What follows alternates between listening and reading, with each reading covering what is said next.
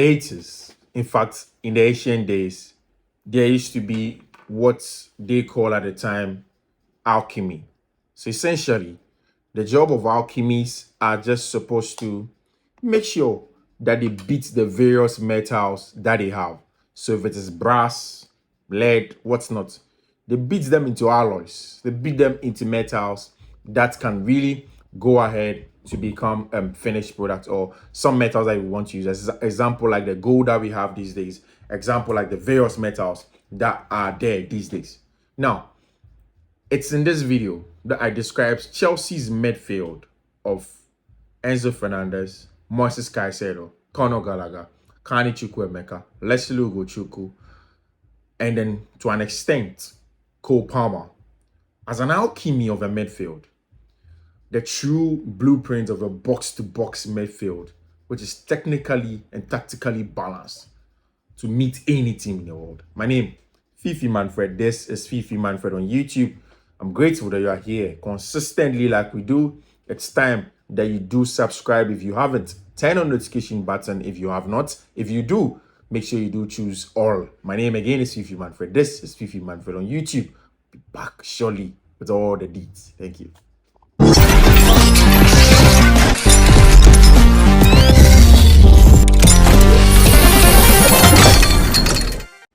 So that's far, Chelsea have played some very, very important games in the English Premier League. The season actually didn't start well.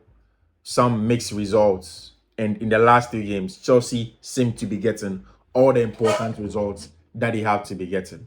Now, it's in this regard that people ask a lot of questions that are Chelsea really there, especially in the midfield, to play against the next set of teams that they are going to play? Mind you, while Chelsea got the needed point against Brighton and Hove Albion, Fulham, and then Burnley just before the international break, there's going to be Arsenal right after the break. There's going to be Brentford on the horizon. There's Tottenham Hotspur around the corner, and Man City also in there somewhere, with Newcastle United also lurking. These are the big boys of the English Premier League. Are Chelsea really there in terms of building that midfield dynamo, midfield trio, or whatever you want to call it, that are ready to compete with these boys? It's a bigger challenge, a bigger ask compared to Fulham and then Burnley. But then really, in this analysis, we look really into the numbers, the tactical analysis, and then the technical shape of this midfield. That makes it something that can go ahead and compete with these guys in October. It's a big ask for them, but let's get into it. So, Mauricio Pochettino, essentially as a Chelsea manager, loves to play in a 4-2-3-1. So, in a 4-2-3-1, I mean 2 central midfielders with a number 10. And then sometimes the number 10 is supposed to play as a connector for the team. Now, most of the times, the team has been like this: Enzo Fernandez, Moises Caicedo. In fact, let's start with the ball and off the ball. So usually, Chelsea this season play with Moises Caicedo, Enzo Fernandez, Conor Gallagher. There were times where when Moises Caicedo hadn't started games, where Kani Chukwuemeka playing and then he got off injured. Now, so let's start essentially with the ball. So since Caicedo started playing the game, Enzo Fernandez playing, and then Kani Chukwuemeka's injury, Chelsea have gone into the 4-2-3-1 formation, like I said earlier. Now, with the ball, when Enzo Fernandez joined the team, he was sort of supposed to be a replacement to Jorginho after he left to Arsenal. Now, you realize that most of the times where he played in there, as the deep line playmaking in the number 6, these kind of players are usually attacked or they are pressed. I mean, just like one team, they are targeted by the opposing team. They push up with them. They make sure they prevent them from progressing the ball forward. So that was Enzo Fernandez's job. In fact, there were times Enzo Fernandez went to play as a number 10 at some point in time where people said, okay, fine, you are not getting the best out of him in terms of the progressive abilities that Enzo Fernandez will give a team. So then he doesn't necessarily have to play as a number 10. There were times also where in the deep playmaking role, you feel like Enzo Fernandez has more to his game than just a deep line number 6. And then, of course, you need to push him there. Now, so it is in this regard that since Moises Caicedo joined the team, it has become a double pivot, like you can see on your screen. Moises Caicedo, Enzo Fernandez at the base of the 3-2 phase of ball progression, the first phase of the ball progression. Now, on the part of Enzo Fernandez. He's a comfortable receiver of the ball in those zones. He's able to pick up the ball and then progress forward. In fact, if you take away Bruno Fernandes and another player in the English Premier League, Enzo Fernandez, 50 progressive passes is the best in the English Premier League this season, in the 2023-2024 season that we are in. So it tells you that at the base of the midfield, the numbers are good. He gives that team that balance in terms of progressing of the ball up top. Now, what Moise Caicedo gives to him is that Caicedo is now more like a protective shield. So usually, Enzo Fernandez is slightly ahead of Moise Caicedo because nominally, Moise Caicedo is playing as the proper number 6 or the DM. So he's the first point of contact with the ball. Of course, Moise Caicedo is good with his press resistant ability. He has very good upper body strength and his low center of gravity. So he's always able to receive the ball. He usually scans over his neck and his shoulders to see if there is an incoming target from somewhere, to see where his passes are going to go. And Caicedo is brilliant in that regard. So he usually picks up the ball in that regard. Now, Enzo Fernandez plays slightly ahead of him. Slightly ahead of him. Usually, they don't want to be in the same zone. So he's slightly ahead of him. Now, this is because Mauricio Pochettino has given Enzo Fernandez the freedom to play more like a roaming player. But essentially, he should start from deep. So now you remember the problems that Enzo Fernandez had at the beginning of his Chelsea career. At some point, under Graham Potter, he was playing like a 10. Even under Mauricio Pochettino, at some point, he was pushing up as a 10. And you say, oh no, we are not getting the progressive quality of Enzo Fernandez from up top like that, because he's not a box crashing midfielder. Now, so you play him also in a deep line playmaking 6 role, and you're still also getting the job that you get in terms of marauding the pitch and getting you everything more in terms of the progressive aspects of the game, where now he's third in the English Premier League in terms of the number of volume and then the quality and then the successes of the progressive passes that he has been able to give the team. So now Mauricio Pochettino says fine. Now Caicedo can do that job as a deep line 6. Allow him be there. Allow him give us the security on the ball from the first point of contact. And then Enzo Fernandez plays right ahead of him as a roamer to pick the ball. In case, let's say, Moise Caicedo picks the ball from those deep areas and want to spread the ball, want to peg those balls out wide onto the left or onto the right, he's able to find options. He does that job essentially well. If he's not able to do that enough, then it means that there's an easy pass option for him ahead of him in Enzo Fernandez. So that has been how Chelsea have been playing. If you watch the game against Aston Villa like this, there were times where Enzo Fernandez and Moise Caicedo are very close. There were times also where Moise Caicedo is being pressed in those deep line areas. Now, Enzo Fernandez now becomes the person, because usually his marker or his press or the opponent is supposed to press him will not be comfortable to follow him deep into the Chelsea area. So now he now drops deep, provides another option on the other side, receives the ball, and then frees up Enzo Fernandez and Moise Caicedo, and then maybe he can clip some passes onto the wing and then switch the play. So now that's essentially what the job of Moise Caicedo, Enzo Fernandez have been in possession. Now there comes in Conor Gallagher. Now, so Conor's football from the Chelsea Academy, when he went to play West Ham on loan, when he went to play Crystal Palace on loan, all of those times, Conor Gallagher was used as an off-the-ball runner. So usually when teams do not have the ball, he's supposed to do a lot of the off-the-ball job for them. Again, when the midfielders are with the ball, he's supposed to be the last-minute runner to crash the box. Because, of course, he's not as technically gifted as a Caicedo or as an Enzo Fernandez, right? So he doesn't really have those qualities in terms of on the ball, the technical ability, the progressiveness, and all of those things. But quite apart from that, the statistics are beginning to tell a different story. And it's the fact that Conor Gallagher now has 88.6% in terms of his pass successes rates in that midfield area. And his highest tally ever since he started playing professional football has been 81%. Now he has played about just a few games in the season, and he has 88%. Now, of course, I know that once the number of matches, the volume increases, there's a possibility of it dropping. Or it also means that it can increase. He also plays 12 more passes per 90 as compared to those times. So in every game now, Conor is not just the off-the-ball player again. I understand that he's not as gifted as the two, but he seems to be adding such more. He seems to be developing in the technical aspect of the game.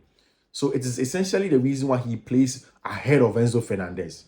So that when his ability, an exceptional quality of Conor Gallagher is the fact that he is able to drop in between the spaces and manipulate it.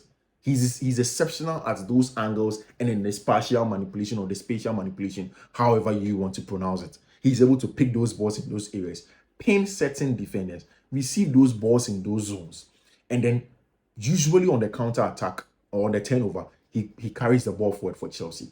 So that's essentially how Chelsea have played. Now, even before I go to without the ball structure of Chelsea, there are about 3 players who possibly can be in this Chelsea midfield. And that's exactly why I think it's a cocktail mix of almost everything.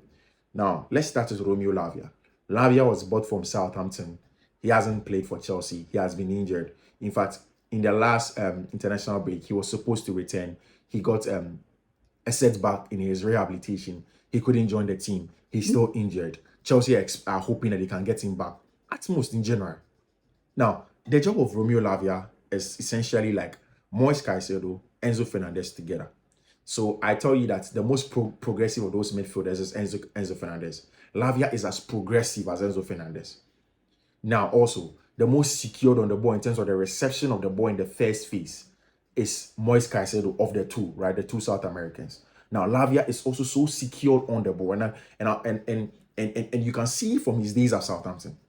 Those days at Southampton where Romeo Lavia was in there, you could tell easily that he's superb in terms of receiving those balls from these zones. He's easily able to receive those balls because he's very secured on the ball, because he picks up these balls easily and then he carries them forward. That's exactly what Romeo Lavia gives you. And mind you, Lavia hasn't kicked a ball for Chelsea Football Club since he was bought.